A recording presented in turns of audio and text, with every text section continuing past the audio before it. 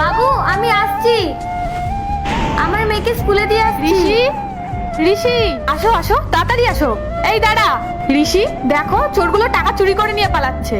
মালিক, আমরা কেন চুরি করব? 2 বছর ধরে এই বাড়িতে আছি, এই বাড়ির ছাদেই আমাদের আশ্রয়।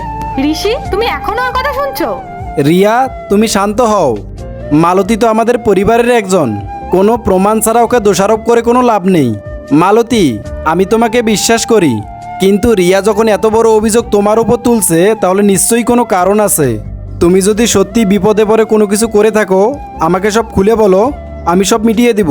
মালিক, সত্যি বলছি আমরা চুরি করিনি। আমার মেয়ে স্কুলের ফিস, খাবার সব তো আপনারাই দিচ্ছেন, আমাদের চুরি করার কোনো প্রয়োজন নেই। আমি বলছি শোনো, তুমি ওর মেয়ের ব্যাগটা এক্ষুনি চেক করো। রিয়া, তুমি থামো। আর মালতী, তুমি যদি সত্যিই নির্দোষ হও তাহলে ব্যাগ চেক করাতে তোমার সমস্যা কোথায়? ঠিক আছে মালিক, আমি আমার মেয়ের ব্যাগ চেক করাবো, কিন্তু একটা শর্ত আছে। এই দুইটা ছবির ভেতর থেকে যে কোনো একটা ছবিকে ভালোবেসে থাকলে ভিডিওটিতে লাইক করে চ্যানেলটিকে সাবস্ক্রাইব করে দাও। আর যদি না করো তাহলে আমি বুঝবো তোমরা ছবি দুটোকে ভালোই বাসো না। আর কমেন্টে লিখে যাও আমিন। যদি আমার মেয়ের ব্যাগটা চেক করা হয় তাহলে ম্যাডামের ব্যাগটাও চেক করা হবে। মালতী, রিয়া কেন নিজের বাড়িতে চুরি করবে? তবে তুমি যখন এত বড় কথা বললে তবে তাই হোক।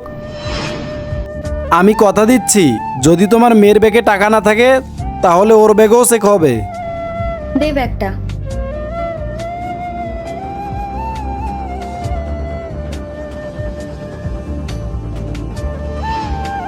দেখলেন তো মালিক, ব্যাগে কিছুই নেই। আমরা গরিব হতে পারি কিন্তু চোর নই। রিয়া, মালতীর ব্যাগে তো কিছুই নেই, তবুও তুমি ওকে চোর বদনাম দিলে। রিয়া, তোমার ব্যাগটা চেক করাও। ঠিক আছে।